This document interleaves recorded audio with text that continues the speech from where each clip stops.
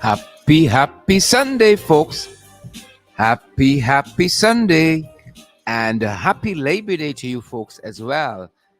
Beatrice Selby, happy Sunday, happy Labor Day. Siobhan McDonald, happy Sunday, happy Labor Day. Drop a comment, we give you a shout out. You know, that's how we roll in these parts. Good to have you folks here.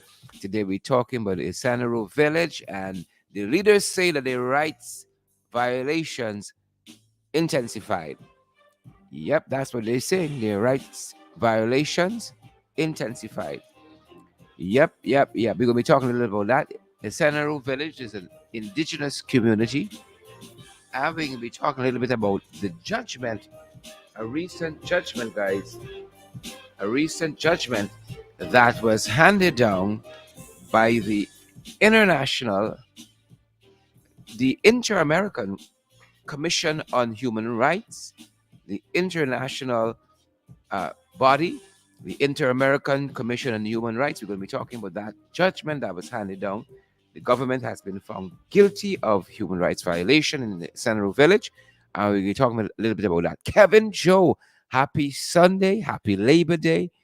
And Kwasi Griffith, happy Sunday, happy Labor Day, happy Lazy Day, some of us. S2.E37, good to see you there. So happy that you guys are here. Got a couple of things to share with you. And then I'm going to get out of here so you can get on with your Sunday. And I hope you guys are off to a running start today. Hope today you are using this time to be gentle with yourselves, to smell the air outside, walk in the grass for a little bit. Amid the chores you have to do nonetheless. Amid the chores. Folks, it's a new month. Believe it or not, it's the first day of May. Happy Labor Day again to each and every one of you. Mark Williams and Marlon King, happy May, happy Labor Day to each and every one of you. Happy Sunday as well. Very happy that you guys are here with us. Extremely happy that you folks are here with us. Happy Sunday. Do let us know what's for lunch today. How has the day started? How is the weather at your end? We ain't gonna complain. Weather's good here. We ain't gonna complain. But folks, we're not gonna complain. How is the weather where you are and what's for lunch? Do let us know that, guys. Please and thank you. Let us know what's for lunch at your end. Y'all know we fast. Right? Y'all know we fast. Don't let me pretend. Y'all know how we stay. We fast. So happy Labor Day, folks. Happy Labor Day. We gotta treat our workers right. We gotta treat them better. And I know for large swaths of our labor force, it ain't gonna be a happy Labor Day. For large segments of our labor force, it ain't gonna be a happy Labor Day at all. But we gotta make the best of it. We gotta make the best of it, folks. We're certainly gonna make the best of it. Good to have each and every one of you here with us, guys. We are so privileged you've decided to spend this time with us. We are so privileged that you guys have decided to spend this time here with us. Good to have you folks. I see the mother and daughter pageant is back and is set for May 27th. The mother and daughter pageant. Right? It's a mother and daughter pageant 29. It is back, folks, and it's set for May 7th. And there got some good looking people in this world. I'm looking at some of the photographs here. You got 1, 2 good looking people in this world, man. Yep. And I wish these guys the best. I wish these guys nothing but the very best. I see Yonette Holder and Jayla are going to be a part. Alicia Lawrence and Kayla are going to be a part. Alana Graves Zandy and Ciara are going to be a part. Melissa Smart and is it Orwina? They're going to be a part. Ornella Garner and Ordicia. Right? They're going to be a part of it. Indira Mangru and Danwati, they're going to be part of it. Judith Sullivan and Jada, they're going to be part of it as well. Faith Chesney Simpson and is it Janae, they're going to be part of it. Tessa Prasad and Dainty Eagle, they're going to be part of it as well. Roshini Prasad and Jaya, they're going to be part of it too. And then we have Latoya Hamilton and Nia, they're going to be part of that as well. The mother and daughter pageant, I see Tiana Edwards and Teacher, they're going to be part of the pageant, and Sally Matthew, Saliangra, Yandra, yeah, Saliandra, Sally Matthew and Saliandra, the mother and daughter, they're going to be part of that. Priya Baldio and Ariana, they're going to be part of that as well. And then we got Sukrin Budu and Rushini, they're going to be part of that as well. All right. It's going to be quite a pageant this year. Quite a pageant. Yep. Lots of mothers and daughters are going to be part of that. Lots of mothers and daughters are set to be part of that pageant. I almost said conference. I did say conference, but what the hell? And we're being told as well that Purple Hearts Mother's Day treat has switched to the police officers' mess with exciting new activities. Notice not activities, it's activities. Right? And Calvin Burnett is set to be part of that. Artis and Mosa Telford, Paul Budner, and Sharon Cadogan, they're going to be part of that. Simone Dowden is the host, and Francis Bailey, he's going to be part of that, along with Charmin Blackman. You're all going to be part of Purple Hearts Mother's Day treat. And I wish all of these activities all the success in the world. Yep. I wish them all the success in the world. Good to have you guys doing what you do best. And we're just happy to see people out and moving along. You got to work hard, some time to play. You know how it goes. Work hard with some time to play. Good to have all of you folks here with us. Erwin Don Cook and Hazel Job. All you lovely, beautiful people. Good to have you folks here with us.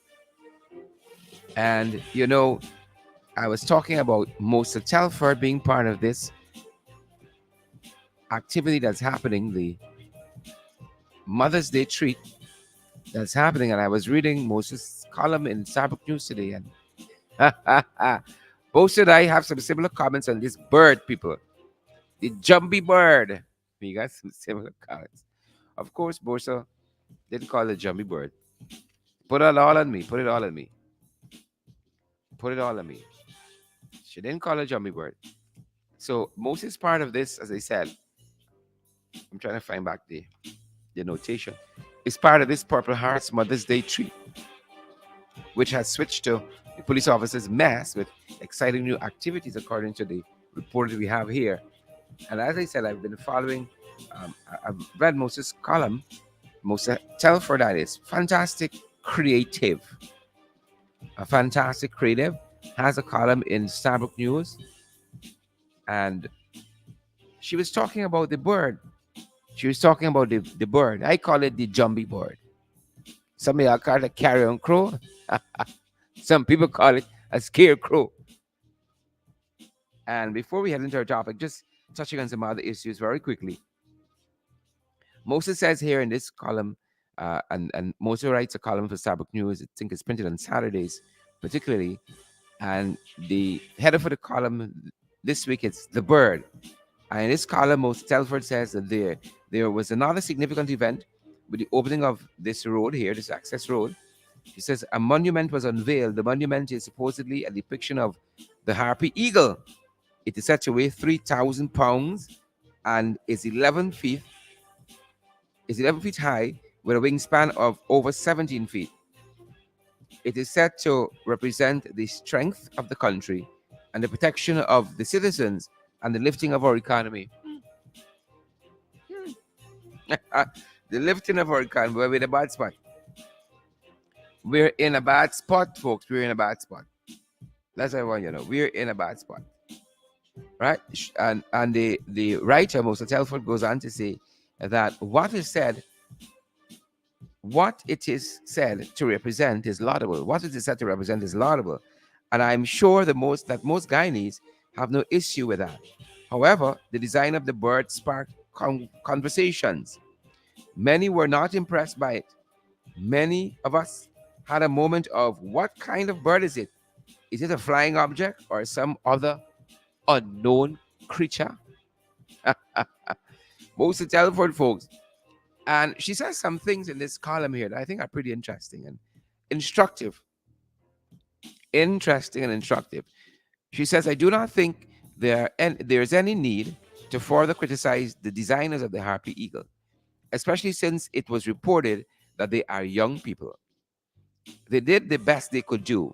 Young people should be given a chance to showcase their talent, but with the importance that has to be attached to the new statue, perhaps working under the guidance or collaborating with more experienced creators, most certainly would have resulted in a finer Harpy Eagle. She goes on to say that as a society, our standard should not be mediocrity, and that's something we've been saying here repeatedly. As a society, our standard should not be mediocrity. Before we exercise poor work, we would be better off building capacity so that the result would always be one of excellence, especially when the work is meant to represent the collective. And finally, I want to read most in this column. Title of the column is "Think on That." That's the name of the column by Mosa Telford, and the header for this week is "The Bird." In this column, she says that there are many lessons that we can learn from this controversy. What do we do when we are granted an opportunity, but the task is too overwhelming for us? Shouldn't we assign the task to those who possess the skills? Unfortunately, when money is involved and the opportunities are scarce, it can be a dog eat dog world. Whether it is the design and the construction of a bird, or a contractor who might have built 5 schools who bids to build a new one, and the contract is instead awarded to a group of music producers who have never lifted a hammer. This is the Guyana that we currently live in. Yep, this is the Guyana we currently live in. And folks, you know what? You know what? We cannot operate in a silo. We cannot operate as islands any longer. Right? You remember David Ruther's famous theme song for the WI, Rally Round the West Indies? He said, in a divided world, they don't need islands no more. And I think lots of what Moses said there is so profound that we have to learn to work together. That when something is more than you, don't be afraid to call for help. Don't be afraid to call for help. Very, very instructive. Candida leaned in the street, said she had lunch already. Very instructive words from Mosa Telford, writing for Starbuck News. I think that column is published in Saturday Starbuck News. Claudette Bovilouette, good to see you there, Claudette. Deborah Clark, good to see you as well. And Patricia Kissoon, great to see you, Patricia Kissoon. I see Odessa Ward Dean is here as well, and Melanda McKenzie is here too. Good to see you, ladies. Pace and power on this Sunday. Pace and power. Good to have all of you here. And guys, I want to pick up a little bit on this story I started telling you guys yesterday. And the broader theme was how we got to really and truly calm down on this pandemic that is domestic violence. We got to calm down on this pandemic that is abuse and gender-based violence. We got to clamp down on it. And I was telling you of this couple from Kilcoy, Chesney quarantine. The husband murdered his ex-wife. Right, the husband, Avi Mamnen, he murdered his ex-wife, Avi Mamnen Passad. Right. His wife is Wemati Prasad, Wemati, sorry, Parmal. Avimamnem Parmal and Wemati Parmal. And they have been divorced for about 2 years now. And according to what the son said, talking to Starbuck News, and the son is a famed cricketer, Veerasamy Parmal. That's your son, cricketer Veerasamy Parmal. And they have been separated for about 2 years. And the mother has been seeing someone new for about 9 months now. According to the reports. And the story is told that he apparently was outside her bedroom window for whatever reason. The father, Avimemnem, and overheard her talking on the phone. She's talking on the phone with Bay. It's not he she's talking to. She's talking to Bay, right? And he got upset. What were they discussing? According to the report, on April 21, around 18:30 hours, he was in the yard close to the woman's bedroom when he heard her talking on her cellular phone.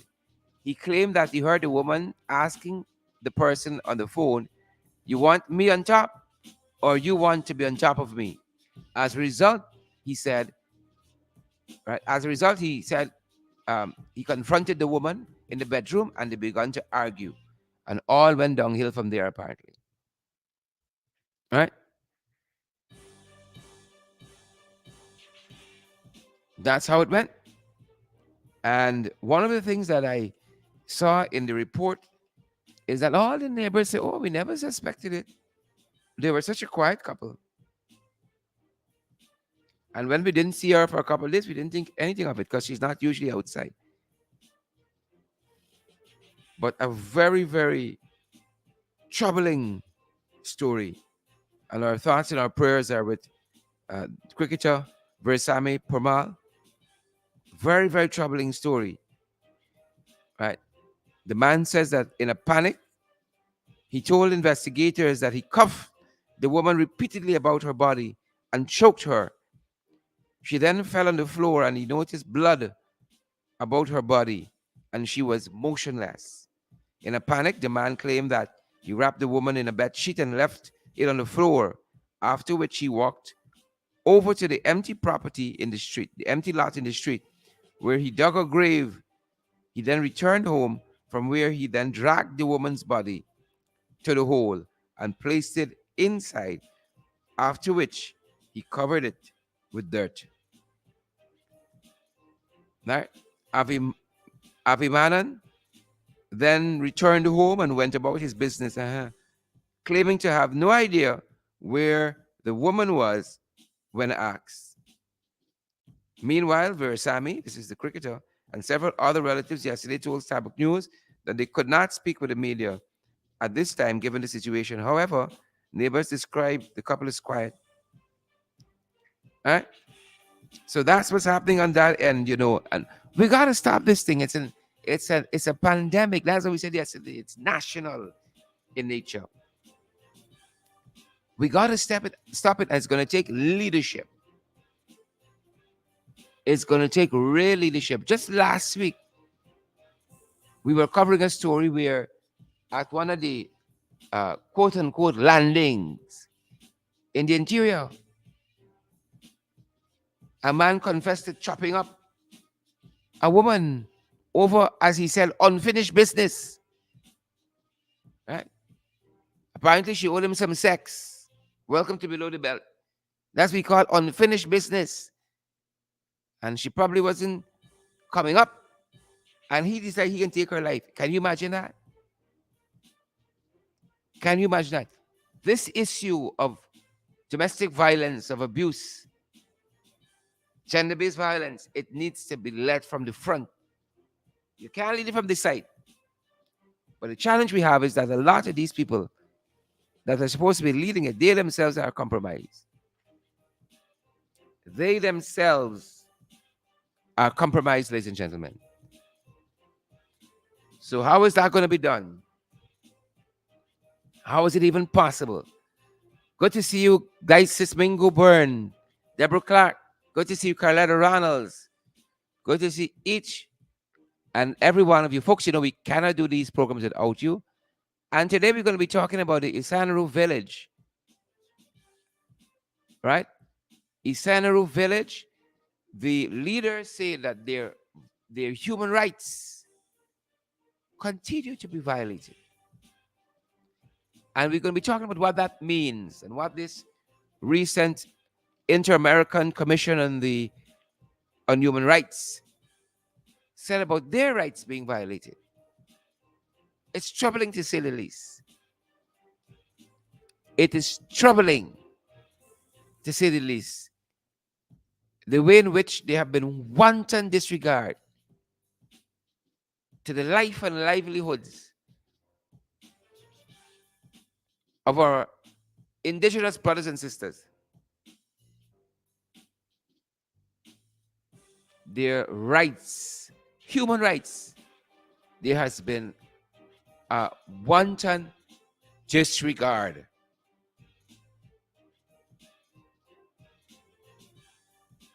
Yep. I mean, we're covering some of that, folks. But do let us know what the weather is where you are. Karen Clark and Hazel Johnson and Singh. Good to see you, Joan Williams. Good to see you, Shonda Moses. Claire Capel. Good to see each and every one of you, beautiful, fantastic folks. Good to see you, folks. Welcome to Below the Belt. Folks, I don't think there's anybody. And feel free, let me let you know, feel free if you want to drop a quick voice note to us on the subject matter. Folks, not too long, and one of them. Right? If you have a strong opinion on this or any other matter occupying our attention, feel free to drop a voice note in it. Right? Tomorrow, it's a holiday. We're going to be taking the day off. FYI. We're going to be taking the day off tomorrow. So maybe we can hear a couple of you guys now. As we're talking about the Isseneru Village, their human rights violations there. And it's actually very, very chilling. Very, very chilling. Some of what is being reported here. Very, very chilling. As I said to you guys, the Inter-American Commission on Human Rights, the IACHR, has pronounced on a case that went before the commission recently. Well, not recently. This is since 2013. Right? Sometimes justice takes a long time. Sometimes, and we have the resolve that the moral arc of the universe is long, but it bends towards justice. We have that encouragement. We have that charge.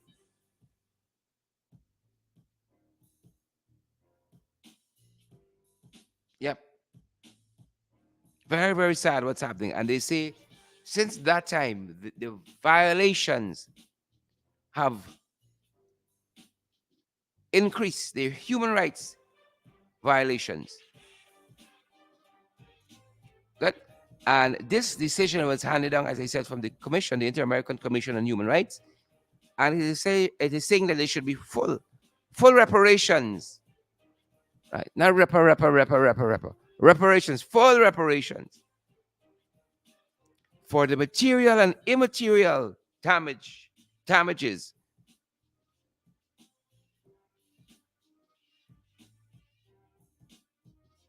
Mm-hmm. Yep. There must be full reparations for material and immaterial damages that the people there suffered. That the people there suffered on account of the violation of their human rights. And, you know, some of the village leaders, past and present, we're advised, had a press conference just yesterday in the city. And some of what they said is so startling.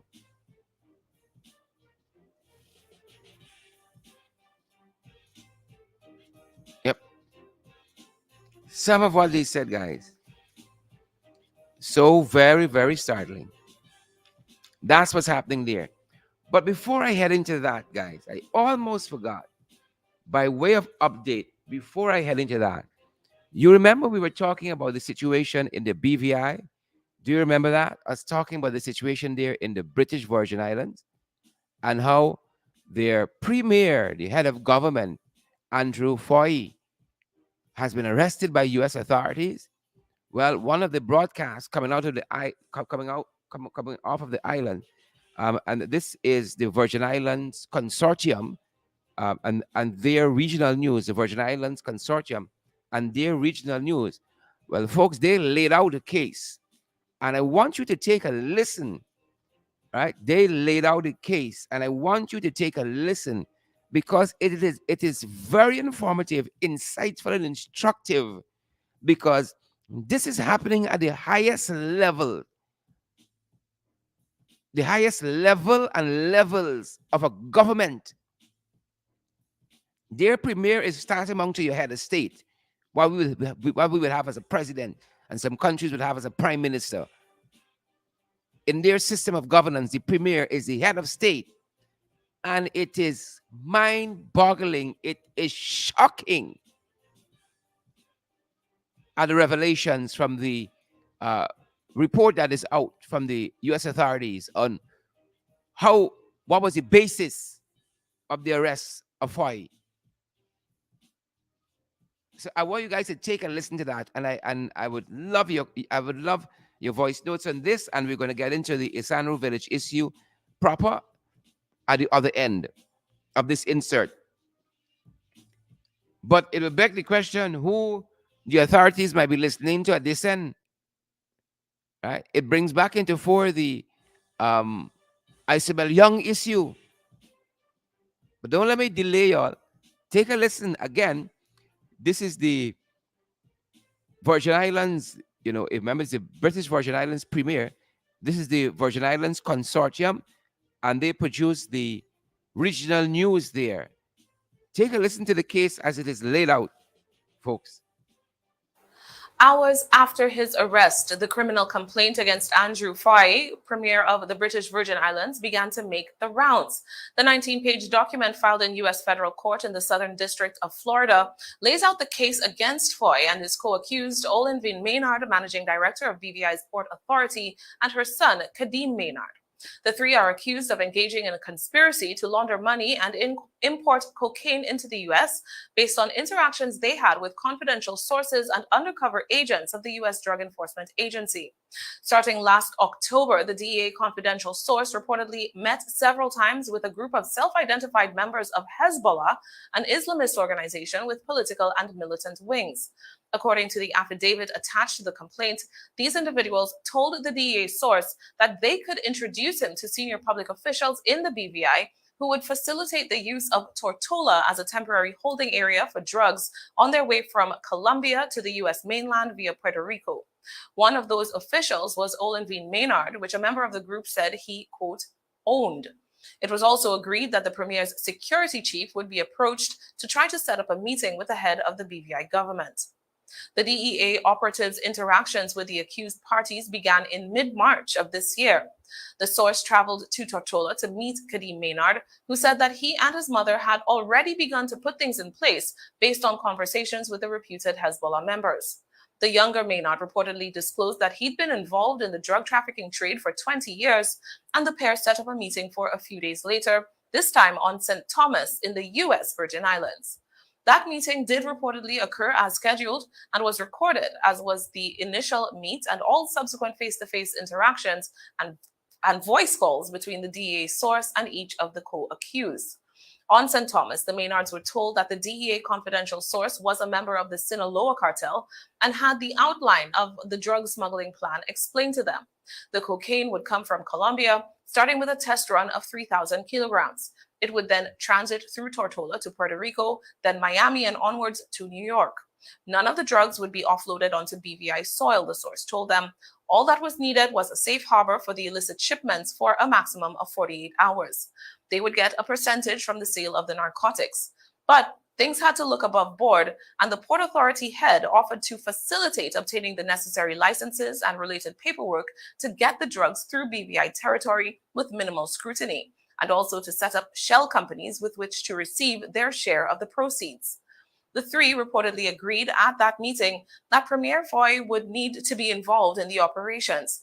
Maynard assured the DEA source that the BVI leader would come on board, reportedly saying that she knew he was not the type of person to pass up such an opportunity. He's a little crook sometimes, the Port Authority head is alleged to have said about Foy. He's not always straight. As a gesture of good faith, the DEA operative reportedly gave Maynard $10,000 in cash. A few days after that St. Thomas meeting, a call was recorded between Maynard, her son, and the DEA source. The premier was reportedly very interested, but required an upfront payment of $500,000 to deal with the ports and airports. Foy had also provided code words to be used when requesting meetings on the issue. On the call, it was agreed that Foy would meet the imposter cartel member on April 7th. Sometime around the end of March, another phone call was recorded in which the DEA operative spoke to the Port Authority head and her son. Foy was skittish, they told him, because of the Commission of Inquiry, which at the time was putting the final touches on what turned out to be a nearly 1,000-page report on its findings. He wanted some more information about the DEA source, who agreed to speak to the premier directly over the phone. That call, again recorded, happened the very next day. During his conversation with the DEA source, Foy reportedly expressed the need to be cautious.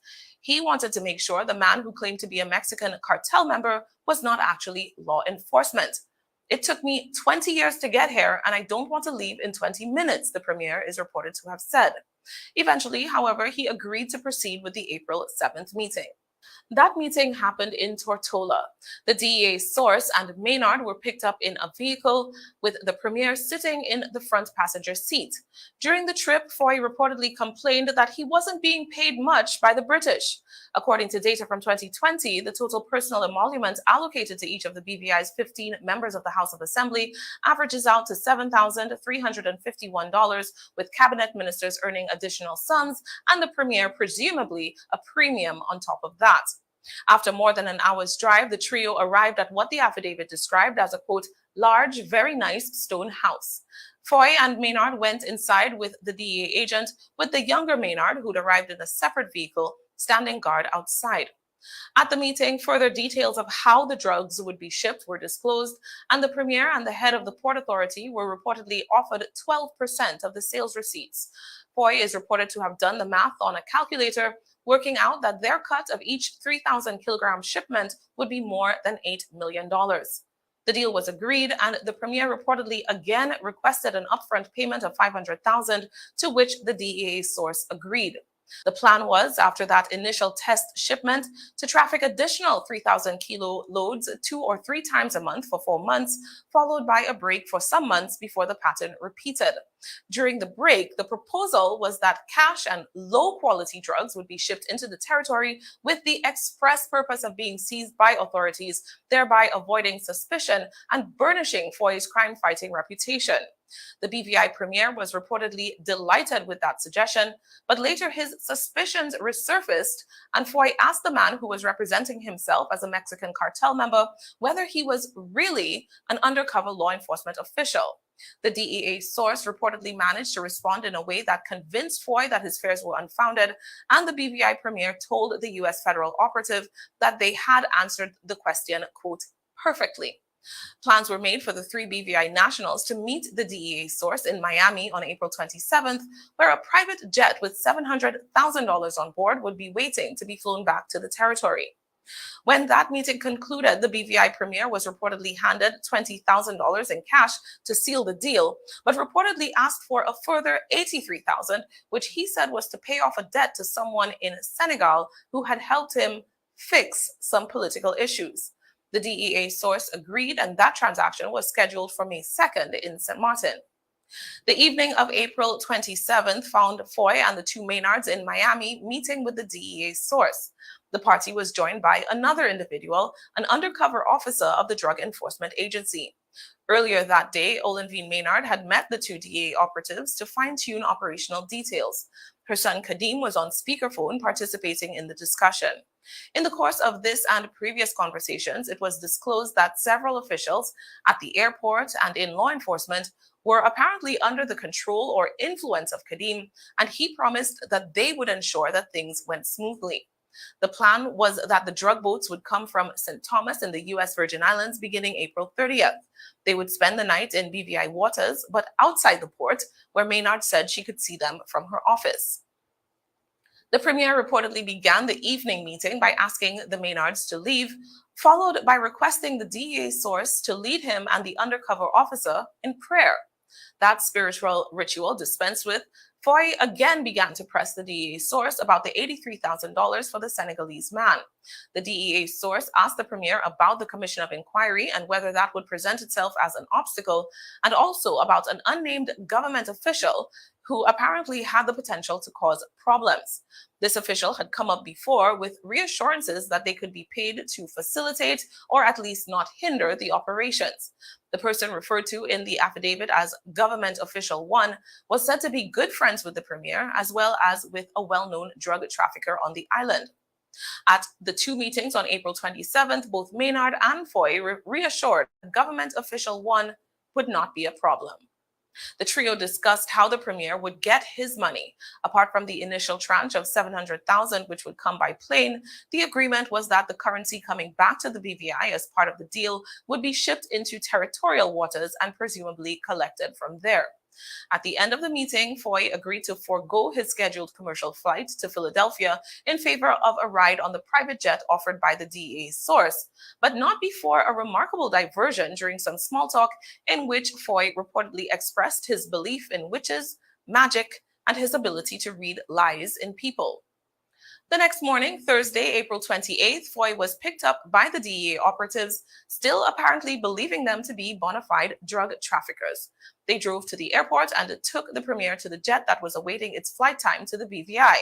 Inside, Foy was shown designer shopping bags filled with $700,000 in fake currency and was told that once he had seen it to confirm payment, the money would be packed into a suitcase as he'd requested. As the trio exited the plane, Andrew Foy was placed under arrest. Later that morning, the same procedure was followed with Maynard. While the arrest of the leader of the executive branch of the British Virgin Islands government is a disturbing enough turn of events, the details of the affidavit suggest that corruption among public officials runs much deeper. Kadim Maynard claimed to have at least 2 law enforcement officers on his payroll and to have control over an unknown number of airport officials. The premier himself reportedly said that Government Official 1 has many employers, thought to be a reference to smugglers who pay that individual to allow them free rein. The federal government of the United States knows the identity of Government Official 1 in the British Virgin Islands. Do local police? What this criminal complaint makes clear is that there might be a lot more to find. The question is where to look. Pim pim. Bang bang. Bang bang, people. Bang bang. Pim pim. That's what the old people used to say. Pim pim. But here's story. Bang bang, bang bang. Wow. Wow. Just wow. When Uncle Sam say he coming, I want you know them. You know all them conversations y'all having. Right? You know all the conversations. Just y'all happy though. And I sleep comfortable when the night come. Comfortable when the night come. Right? I see some folks say corruption to the fullest. Alexis Williams. Right? I see Ingrid King says trench crappos and jagabats next. You hear a story there? The port official, the head of the port authority, and his son, right? They gone down, integrally involved. You hear a story there? You hear how corruption is run everybody, right? Who is this government official number 1? Who got people on the payroll? The port official's son, corruption? Yeah, I think it's here. You know, deep it go. Jesus have mercy. Them boys come back. I want you to know that. Bang bing. Glycis Mingo Burn. Cheryl Mulrain. Bang bing. Bang ping. Story tetanus in the BVI. Story tetanus in the BVI, people. It tetanus. Folks, I'm having a little, what do you call this? It's slapping my tongue. It tetanus. It tetanus. Can't put it any other way.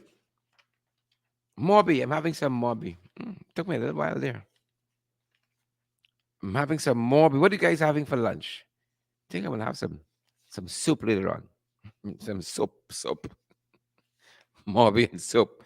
BVI tetanus. You need some Morbi to carry down the story here with BVI. There she's smart. Mary Luke, this story here, tetanus.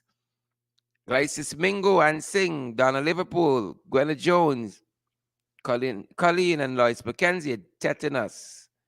Right? And so also is this story concerning the Issanroe group.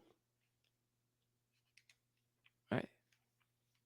Isseneru, the Isseneru group. I think my pronunciation is always a little off with the name of this village. The Isseneru group and the human rights violations. Right? You see, Foy? Oh, he looking clean, man, dapper. But corrupt. You heard that phrase? Oh, I took me 20 years to get to here.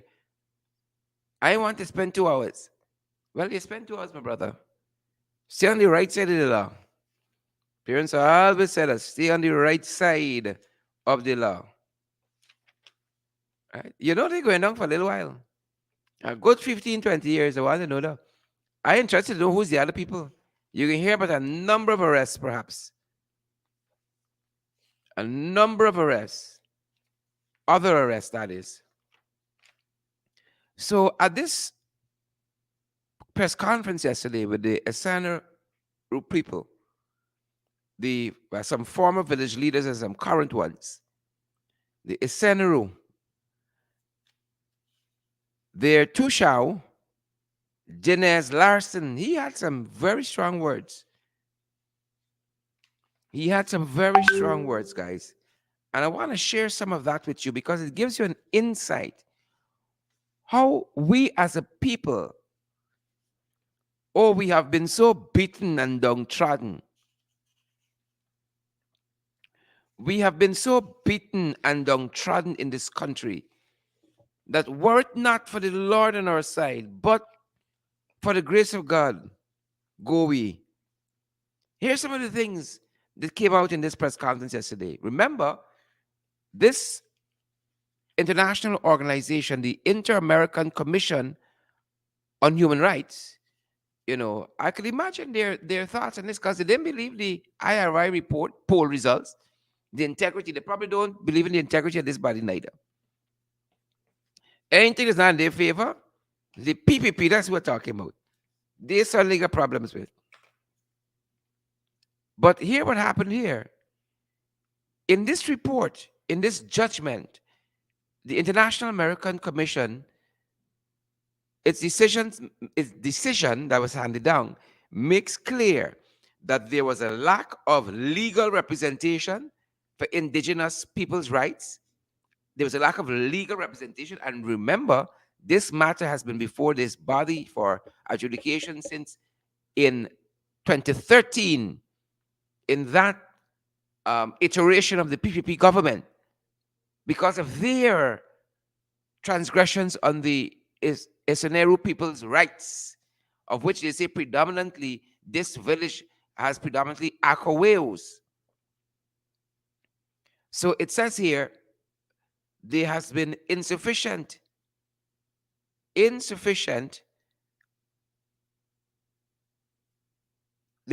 been lack of legal protection for indigenous people's rights in our country. Right?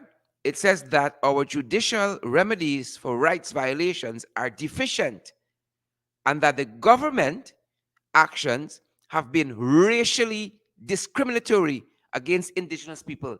This is the report, This is the report saying that we have a racist government in the PPP. So there's not pretense anymore. There's not conjecture. This is the Inter-American Commission on Human Rights.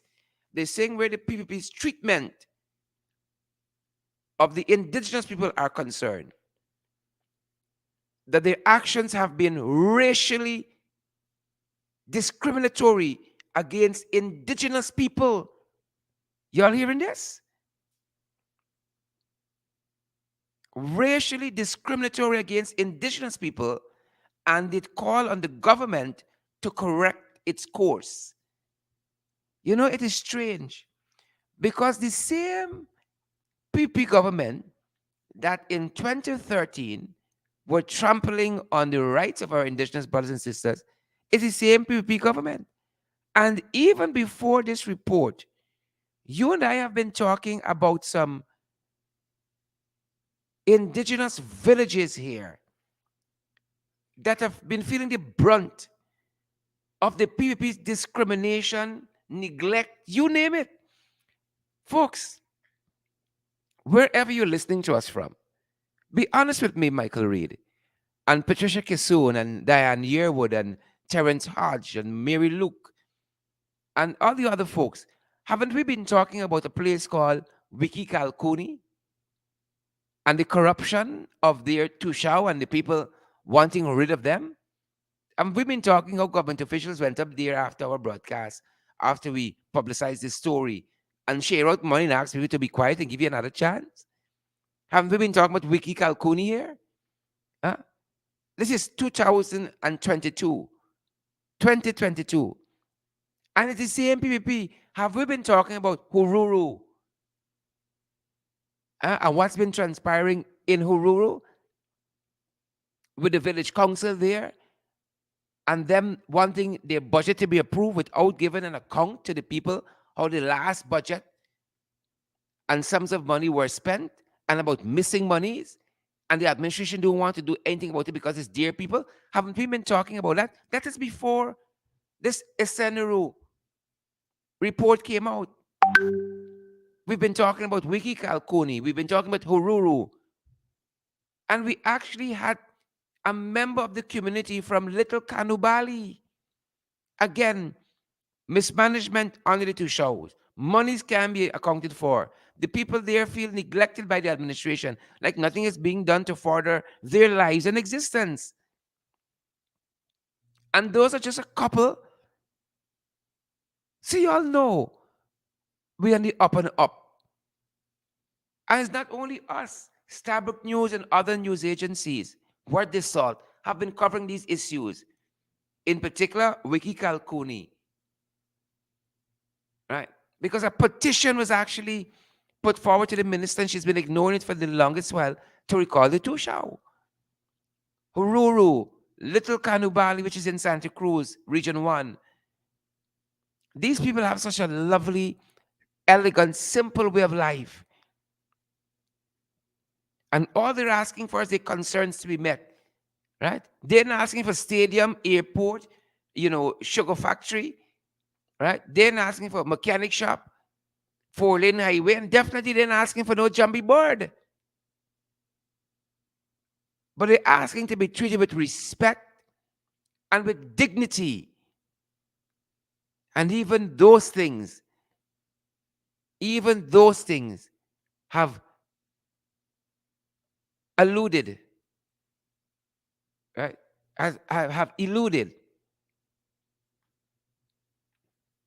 the administration. So this is the report that's saying the PPP government is racist.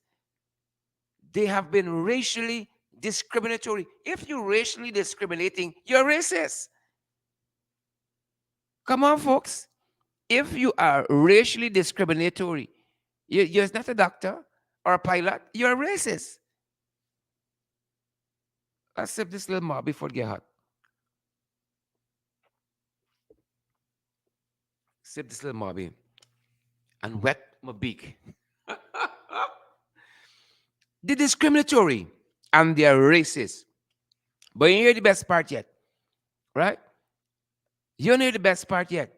Racist and discriminatory. And we got to fix that, right? We got to fix that, right? Mind you, When I asked Jagdio at the press conference about the report, he didn't see it yet. They haven't discussed it cabinet yet, and they got it since last year. Right? If something like this they didn't see yet, you think they carry problems and they head up? People, let me wake up. Right? Let me wake up and taste the Mabi. You think they can weep and they head up if you have such a significant judgment that was handed down for a people to get justice. And across like Jaglio can say, we ain't read it yet. Whose needs are they looking out for? Huh? Whose needs are they looking out for? Huh? Who needs Foye, Andrew Foye? Foye. Andrew Foye. Whose needs Andrew Foye looking out for? Oh, the people of the BVI? Oh, all right. Is they giving me 500,000 US? Oh, all right. Jack, you say he didn't read it yet? Right? And he don't want to speak what he says? Out of turn, something of that nature, on the matter. And this has been given to them since December last year. Who are they looking out for? Right? This matter was filed. This case was filed.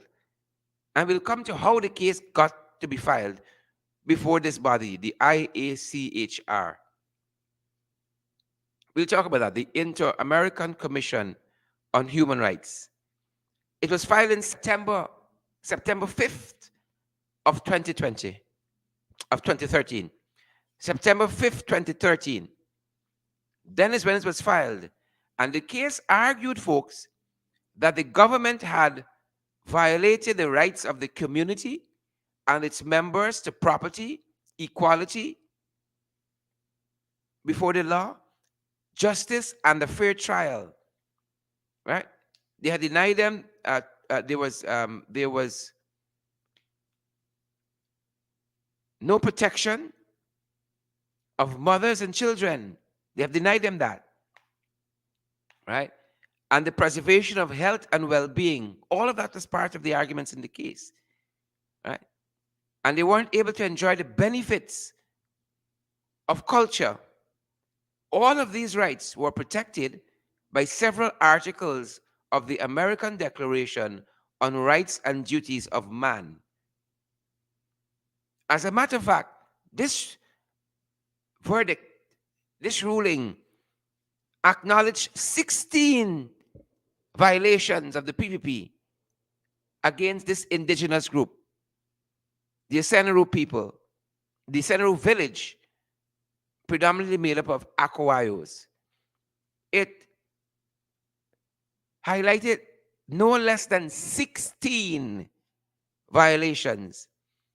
The report informed that the state failed to grant the Isseneru title over its entire ancestral territory, despite the community demonstrating that it is primarily Akowayos. Right? It is a primarily Akowayo village, that it is set within the Akowayo territory, and among others, it needs the full extent of the territory to pursue its livelihood and survival. In addition to that, you folks listening to us, in addition to that, the report further concluded that the community rights to health, water, food, and a healthy environment were violated by the negative impacts of mining in the community, and particularly contamination of its waterways. And this government said cares. I'm certain it went to those very people in 2013 and was telling them, we care about you. Trust us. And the Inter-American Commission on Human Rights says 16 instances where there were transgressions against the Akowayos and the people in general of the Issaneru community. 16 violations. I want you to listen to this here, because it has so much implications. Listen to this here. Right? I want you to listen to this. Because we ain't far from the BVI, you know. We ain't far from the BVI. Who can share the damn live stream today? Who can smash the emoji? But I'm begging y'all. If y'all don't feel it's relevant news to share, what you can do? What you can do? Right? Here this here. On this good Sunday morning, hear this here. The appeal to the Inter-American Commission on Human Rights partly stemmed from two high court rulings against the village's objection to mining projects back in 2013. Right? They couldn't get justice in the high court. And so our indigenous brothers and sisters had to take the matter further afield. In 2013, Justice Dana Insinali made orders granted to miner Joan Chang against the Isseneru Village Council and the Guyana Geology and Mines Commission. Against them, this ruling was. Right? Members of the village council had claimed that the mining company, this is Joan Chang's mining company, right, was mining on their title lands without the council's permission under the Amerindian Act. And despite subsequent cease work orders issued by the GGMC officer, right? Issued by the GGMC officer, Justice Insinali pointed out in her ruling that by virtue of the coming into operation of the Amerindian Act in 2006, the village council had no authority to stop the operation on their land. Imagine that, on their land, and the GGMC no authority to issue the cease work orders. But that's not what gets interesting. So that's the first case that they took. The other case was filed on August 13, 2008, sorry, by the Issanroe people, the village. Right? A similar judgment, Sabak News tells us, was made in the High Court in the case of Latta Narain versus Isseneru. That's the case. Latta Narain, another miner, versus Isseneru. The case of Narain has been appealed and is languishing at the Court of Appeal since 2008, 2009. Right? So governments could change before you get justice in this world, and change again. Government could change 3, 4, 5 times, and you're still waiting for justice. So the second case is languishing somewhere there. And hear this now, hear this part. It is even more unfortunate that 9 years after, this is what the Tusha was saying. It's unfortunate 9 years after we filed this petition, our ancestral lands continue to be damaged by continuing mining in concessions held by Latta Narain and Joan Chang and others. I want you all to hear this. Dwight Larson, which is the secretary to this body, Dwight Larson, he related, listen to this carefully now, right? Listen to this. He related that 25% of Isseneru's land is being mined by Latta Narain. Can you imagine holding property that people squatting on? 25% of monies, of mineral wealth that should be going to our indigenous brothers and sisters, other people squatting on. 25% of the land, their ancestral land, right, being squatted on by others. And the Inter-American Commission on Human Rights is now saying that that is part of their human rights violations. Right? And a local court said that they couldn't stop. But it took an international court now, an international body, to say that was wrong. That's what basically said. That decision was inconsistent. with these ancestral lands belonging to the Isseneru village. Right? Can you imagine people for years, right, taking 25%, sitting on 25% of what belongs to you? How much money these people have made off of these indigenous people lands, and not 1 cent have gone to our indigenous brothers and sisters. Huh? Not 1 blind cent. And it's the same thing to do with the oil and gas. That's why I want y'all know. The same thing to do with the oil and gas. Hear this. Hear this. Y'all think that's bad? Hear this. Hear this here. Right? Mr. Larson added, remember he's part of the village leaders there, past and present. Mr. Larson added that over 100 mining concessions are within the Isseneru titled and ancestral lands. Right? This is people latch on to you and what belongs to you and your family like leeches sucking you dry. Right? This is you being wealthy. This is you being filthy rich. But because of the system, others benefiting from wealth that belongs to you. This song's knowing. Jesus of mercy. Allah help us if you're out there. Muhammad, if you be real, help we. So one person got 25% of the lands belonging to these people, mining it, digging it out day and night, digging out the mineral wealth. Right? And another set got over 100 mining concessions are within the Issanroe titled and ancestral lands. People, we are filthy rich. That's why I want y'all drought from it. We are, as a people, we are filthy, stinking rich. Right? But them boys don't want we know.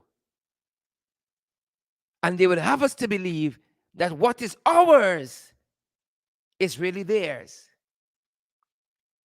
Why only now we hear about this judgment? Right?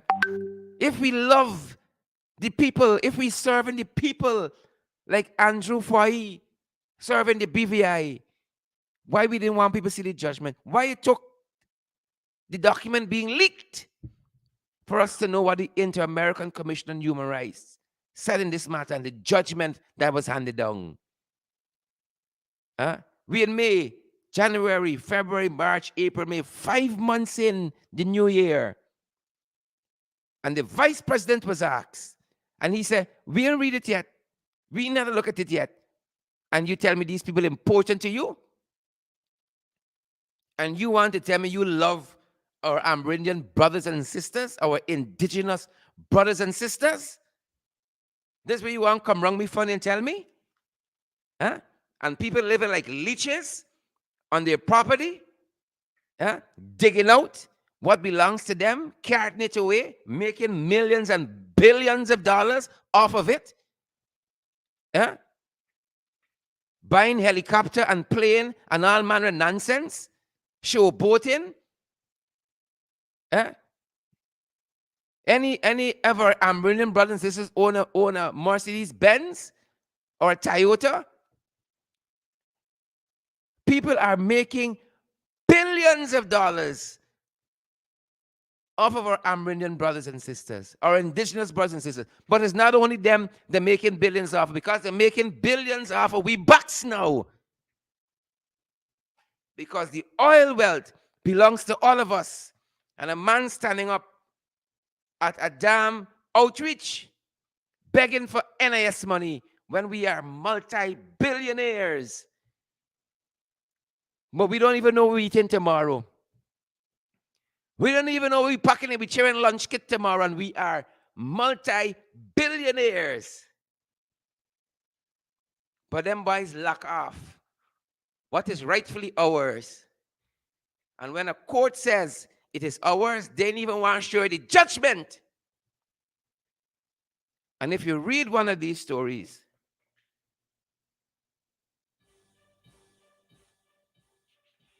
if you read this story through, you'll see the reason why one of the cases cannot progress, because there was no written judgment, and the indigenous leader says that the judge is no longer on the bench. So nobody can know what exactly the case was about and what was the findings, what was the ruling. What kind of country we living in? You and I are wealthy people. We are wealthy. We got a small population, but we big in resources. We got manganese, gold, diamond, you name it. Sugar, bauxite, timber, rum, you name it. Plus we got oil and the gas derived there from that drilling. We are a filthy nation, filthy rich nation. But we hungry. We don't even know how we see in Wednesday. Right? Today's Labor Day, and you got some workers don't even know how they're going to work Tuesday. Right? Just get a salary and all gone in bills, and you still owe people. But y'all can tell me this Labor Day. That's what I want to know. What the hell y'all can tell me this Labor Day? Huh? When y'all raping us, raping this country, what the hell y'all can tell us this Labor Day? Y'all want no struggle? This is struggle. This is struggle. The Isseneru people are filthy rich because of what is in their soil, what is in their ground. And God, they can't even get it out because of the obstacles being put in their way. Right? Can't even get it out because of the obstacles that are being put in their way. So this is what we're faced with today. Hear what Mr. Larson went on to say, Dwight Larson. Right? He said, as I said to you, that the second case was before the Court of Appeal. It cannot proceed since the High Court judgment was never written and handed over to the parties. The judge is now off the bench. As we are aware, our case is still at the Court of Appeal. It is languishing there for many years now. One of the reasons why we have filed this petition, why they went to this Inter-American Commission on Human Rights, while they went there, because of precisely that. That's what he says. One of the reasons why we have filed this petition, because some of these cases could not be remedied at the local level. Your own country, and you can't get justice. That's what we really want to say. This is the most important reason why we had to take steps out of the country to see where we could get justice on these land matters. Right? He says, besides the Narayan case, we have pending cases with other third parties, and those have not been resolved as yet. All are somewhere within the system. The judge has not produced a written judgment in this regard. This is in relation to the Narayan case appeal. So there is that challenge for us to know what is happening in this case. You see that? Let me show you the whole judiciary. Let me show you the whole judiciary. Right? This is what's happening here. The people got their rights that is being trampled upon. Right? They give over, the government give over the rights to the minister for tell them who must come and mine on their land. And they ain't got no say. That is our situation, you know. Whether you're indigenous, whether you're Afro-Guyanese, whether you're East Indian, that is our situation. Whether you are a Chinese, you're one of our 6 people, whether you're Portuguese, that is our condition. right? That these resources in this country belongs to all of us. We are filthy, wealthy, opulent, well-off, well-to-do people. We just discover our foreparents left us something in the will. Right? Just left me something in the will. But the lawyer who got the will is Andrew Foy. Right? You think you can get anything out of it? With that kind of lawyer, Andrew Foy, and a lawyer like the Port Authority head and his son in the BVI, you think you getting anything out of this will? Huh? The will that says you got billions of dollars in minerals in that ground, gold and diamond and bauxite. No, no, no. They're bringing their own people to mind that place. Right? You think in the will that says y'all got oil out there and all the money belong to y'all. And y'all cheering. You think the people that got the will in their hand from before parents, they want you read the will? You understand why a lot of documents are being published? Why contracts can't see the light today that people campaign on and say, as soon as we go in, you're going to know this and you're going to know that. Suddenly, they forget all them promises. Forget all them promises. We better wake up in this country. We better wake up in this country. The case of the Isseneru people is the exact thing.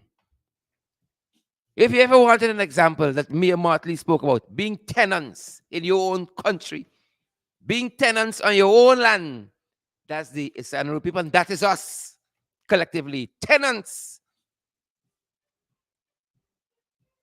in your own country. Tenants. That is what it means. Right? The report is not me. The Inter-American Report on Human Rights, Commission on Human Rights, the Inter-American Commission on Human Rights, says they have been racially discriminated against. That makes the government racist. Right? And it is what Rickford Burke has been saying from time immemorial. But we put it down as fringe elements. Racially discriminatory means you are a racist. Same government then, same government now. Does anybody have the balls, the backbone, the spine in this administration to come out and apologize to these people? 5 months we still waiting, so we know how that's going to go. Are they going to come out and apologize and say, we didn't know, but having a look at our action and what has come out of the court? You know what Galen come and say? We like the integrity of this thing here. Right? Their lives involved. I want to go down the road with the same attitude, same mentality, right? That caused them to have a change of government in 2015. I want to go down the road with the same attitude. Don't change it on my account. Don't change it on our account. You go down the road. The report says, our indigenous brothers and sisters say that the violation have not mitigated, they have intensified. So if that's 16 violations, now it must have got 1,600. It has not mitigated over the years. It has intensified. Could you imagine you got land, as each of us do and are entitled to in this country, and you got people squatting on it, got 100 concessions. They're only squatting, they giving out, they renting, they subletting. They come and take over your land and then they subletting. You understand where we are as a people? Tenants in your own country. So if the Amerindians want to mine, they got to go to people who cover their land, right? To rent concessions from. That's being a flipping tenant in your own country. That's what it means. You got to go and rent in land that you own, right? From people who just come and covet it. Could you imagine you fishing out in the Atlantic your whole life, and suddenly you got a boat coming to chase you away from certain areas to fish? Suddenly, land that belongs to you, sea that belongs to you. We better wake up in this place. We better wake up in this place. And I want y'all see, right? Younger black people problem and Indian people problem and American people problem. It affects all of us. It's the same problem all we facing. We are dispossessed of what we should be in possession of. Right? We have been dispossessed of what we should be in possession of. What is our birthright? And that is why it is the nature of the people, right, to be wicked, stink, and dirty. And that is why the plight of the Isseneru people in 2013 is the plight of Wiki Kalkuna in 2022, is the plight of Horuru in 2022, is the plight of Little Kanubali in 2022. Because it is the nature, as the Chinese would say, it is the nature, right? And as to use a legal frame, it is the nature and the quality of the PPP to be wicked, stink, and dirty. We can all live in this country, right? And we can do more than live. In May 2022, we can thrive, but we need better leadership, right? We need better leadership. We can live, we can thrive in 2022. We got everything we need. We are, if not the, one of the most richest countries in the world. When others country wondering where they get another meal from, we got money, Dora. But know what's the problem? Leadership. Leadership. They can tell us, NIS going down. So don't look forward to no increases. Right? You got the billions that you own that belongs to you, but don't look forward to no increase in salary. Right? But they didn't take a pay cut since they come. As a matter of fact, they increased the pay.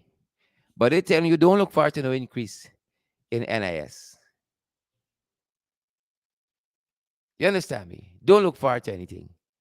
We need better leadership. And y'all better wake up, because I hear a lot of PP supporters complaining. And if that's how they get in street, imagine how things happen on this other side. Right? 5 months after, you got a senior member government is willing to admit, I ain't read a thing yet. I tell you, they don't like read, they don't like studies, they don't like, that's not them. Rigorous interrogation of ideas and so on, that's not them. Right? That's not them. That should offend us. That a judgment was handed down. And the de facto president said, me read it yet. You know why? You are too busy BVIing us. Y'all are too busy foying us. Right? To look into our interests. That's what's the problem. That's the problem. That's our times today, folks. I think that's the time. Let me see if anybody sent us a voice note. Let me see if anybody sent us a voice note. That's with yeah, we gotta wake up, you know. We gotta wake up. Right? The Inter-American Commission on Human Rights says they were discriminatory practice, racially, this their words, discriminatory practices against the Isseneru people, and that qualifies as racism, folks. If you ever want a definition of it, there it is. Right. Racist. Racist. So when you say they're racist, now you can quote the Inter-American Commission on Human Rights. You actually have a source now. You actually have a source. Right? You actually have a source. I'm trying to access to see if we have any voice notes. Apologies. I thought this was hooked up. Apologies, folks. Credible, valid information. That's what we're about. And I want to thank Sabuk News for keeping up their stellar journalistic work on issues like this. Right? Stellar journalistic work on issues like this.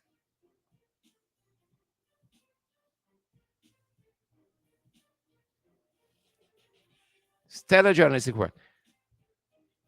Good to have so many of you on the live today. I know it's Sunday. Some of you probably just home from church. Susan Washington and Andrew Cuthbert, Alex Prowell and Avril Abrams, Yolanda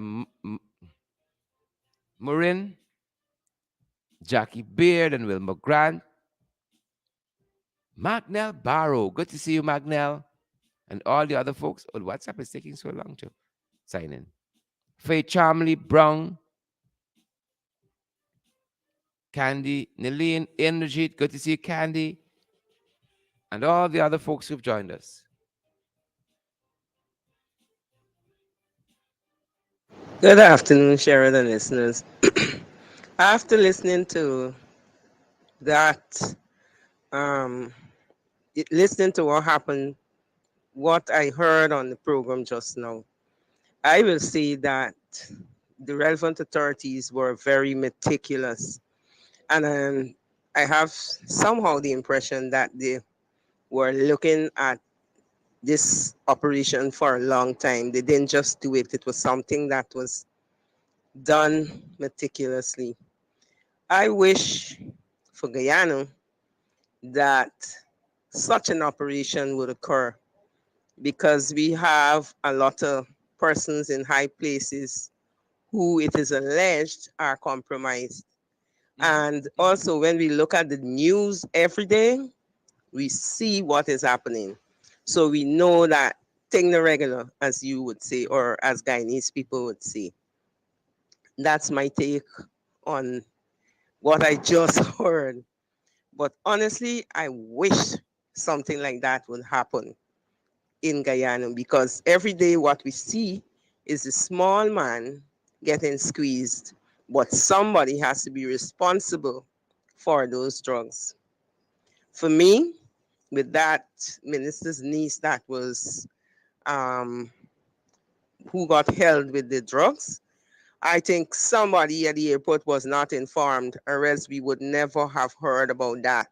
It would have been swept under the carpet.